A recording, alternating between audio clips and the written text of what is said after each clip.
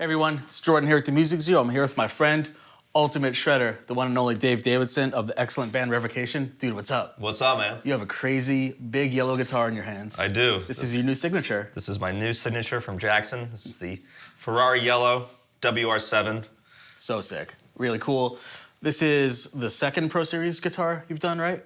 I believe this is the third now. Yeah, because wow. we had the ash one, Right. more of like a mahogany stain looking one, and then we have the yellow and the red. Yeah, both incredible colors. Thank you. How did the evolution of the guitar come to be with this crazy color? Are you driving a Ferrari these days? What's up? You know, I was in my Ferrari and I thought, I need a guitar to match. My very first, I think my first Jackson guitar period was a Ferrari Red Warrior. It was a 6-string. Okay. I got it as a graduation present way back in the day, and I just loved that guitar. I wrote so many riffs and used it on a bunch of different records. And when we switched over to 7 strings, I was doing 7-string Warriors, and I was kind of going down more of the natural finish. Keeping the wood grain there and doing like cool stains and stuff like that. And I don't know, I guess the Ferrari Red from my earlier days was calling back to me. Yeah. I mean, it's such a perfect shape for that color because like all the curves and the horns, it's just super dangerous. Yes. Let's talk about, when did you switch to 7 strings? We switched to 7 strings. I think it was on the Terra de Genesis EP. So that was quite some years ago at this point now. What spurred that moment for you? I actually got a Ibanez Universe that I was playing around on, and Jackson had sent me the Chris Broderick model.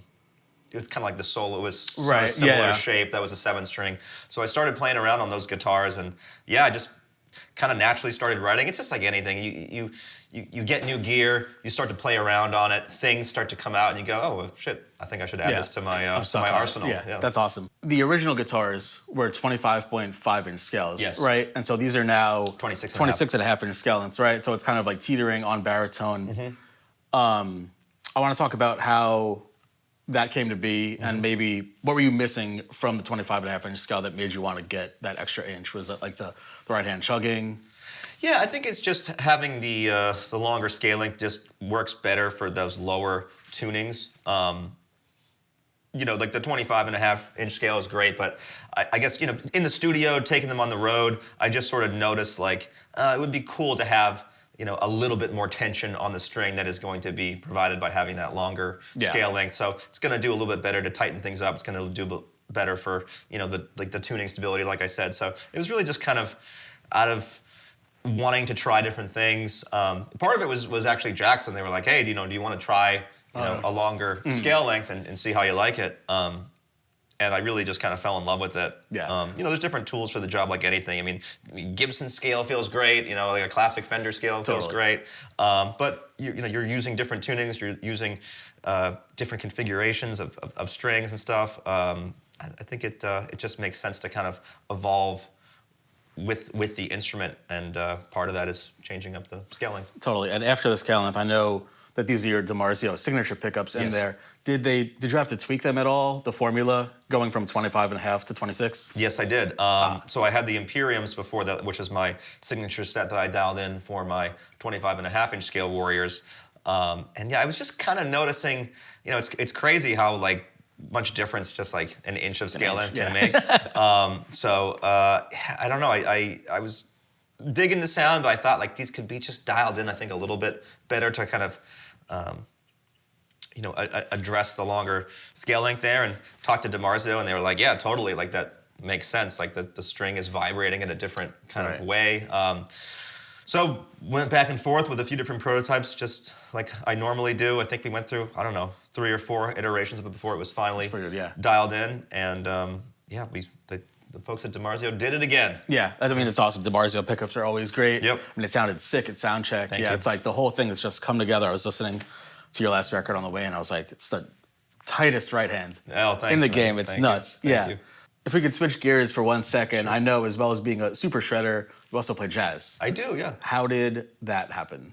Back when I was 16, I went to Boston Arts Academy, and I had never played jazz before. I never was exposed to the genre, and it was kind of sink or swim. They put me in the big band. They put me in a guitar ensemble, and I went from knowing nothing about jazz to, okay, now you got to learn Pat Martino and Wes Montgomery solos, like note for note. And oh, by the way, like in a few months, you're doing like a jazz competition where That's awesome. we need to have all 4 of you guitar players in unison playing Wes Montgomery's 4-on-6. So yeah, I mean, it was definitely a shock to my system. I had never thought about music in that way, but I think I just pretty much fell in love with it right off the rip. With metal, it's it's music that goes against the status quo. It's technical. It's very forward thinking, and jazz and classical music, like all those types of genres that I got more into, like going to high school and then on to college and studying them further, just really inspired me, and it opens up a kind of a whole new world of harmonic and melodic possibilities once you kind of train your ear to hear it. Did you learn theory and all like the things that go with jazz when you were learning jazz, or were you already interested in that from like loving metal? I definitely got more into it like in high school. I had some theory knowledge. I started off taking guitar lessons, but it wasn't like obviously as intense in the theory side of things until I started, really learning more about jazz, and especially having to solo over it and improvise. Yeah. There's a whole vocabulary there that you need to kind of reckon with in order to sound like you kind of know what you're doing. Right, yeah. And how do you think it's obviously influenced your playing in Revocation, right? Is there a certain solo or part that stands out where maybe if you're like, if I take off the distortion pedal, I could get away with it being jazz? I guess it kind of depends. For me, like when I'm absorbing musical lines, different types of information there, like I try to let it get into my subconscious, right? So like I could probably maybe point to different parts of different solos, like, oh, this was inspired by this because it's sort of like a chromatic passing tone thing here, Totally. or an enclosure or whatever. But in general, like I guess I try not to think about it too much, and it's more of just like, you learn lines, you transcribe solos, you get some of that phrasing into your hands, into your playing. But it's the same thing with learning metal solos, right? If I'm learning like Tornado of Souls or something like that by Marty Friedman, or picking up some stuff from different metal bands, it's like the goal at first is to learn the solo, and try to play it as closely as you can with as much feeling as you can to the artist that originally recorded it, and then I think for me what I try to do is, like I said, let that info just kind of seep into my musical subconscious a bit, so hopefully that it can come out in more of like a natural way where it's not like, oh, this was lifted from that or that was lifted from that. It's Totally. more just like kind of gets baked into the cake of your own style. Right, yeah, which is the goal of any musician. Right, of course. Ideally, you're like, let me take all these influences and meld it into my own voice. My own vibe. Yeah, for sure. I think you've certainly done that throughout Revocation, your career. It's awesome. Thank you so much. All right, so I think we've covered a lot of the guitar, but I want to get into some fun. So we're going to do a little bit of quick hits, this or that, all right? This or that? Yeah. Okay. Swedish death metal or American thrash? Oh, man. It's so different, You're a varied guy, I don't know. Yeah. I'll go American thrash. Hell yeah. Maple or ebony fretboards? I know you have both on the two colors. If I had to choose, probably ebony. Respect. Yeah. And now let's go, your guy who travels the world a lot. East Coast pizza or West Coast tacos? I just realized I'm gluten intolerant, like very recently. Yeah. So I gotta go, flour, corn tortillas. With All right, that. respect. Yeah. I mean, you can't go wrong with that. That's respectable for sure. But like gluten intolerance be damned. Like it's tough. Right? Yeah. I do love pizza. Yeah, there's a lot of shops that are doing gluten-free flour. Yeah, actually, there's a bakery in Boston that I went to recently. Shout out to Ravine. Incredible. Okay. One of the best cinnamon rolls I think I've ever had. Wow. Gluten-free. All right. So next time I roll through, Next time I hit up Boston, I'm going there. Yeah, you gotta go. Speaking of that, what's your favorite place in the world to hit on tour? Oh man, there's so many different Yeah, I mean, there's a lot of vibes. confidence. It's so tough. Like as far as like the U.S. goes, like I love playing New York. Lived here for a good amount of years, so got a ton of friends here, and just the vibe is so cool. But I'm from Boston, so it's always a nice treat playing your hometown. LA is great. I feel like Texas is always really good to us. Chicago. I mean, there's just so many cool cities in the U.S., let alone getting up to Canada. I'm just gonna start like naming like every fucking city, which is not the point of this question at all. But I don't know. It's tough to say. I mean, we just came back from a European tour, and like the UK treats us really well. Yeah. German shows were great. I love playing Paris because there's just such a great metal scene there, and all of the history and architecture. I ate 3 chocolate croissants when we played in one Paris. sitting. And no, when we went, yeah, like I looked God. at my when load-in time was, and I'm like, I think I'm just gonna.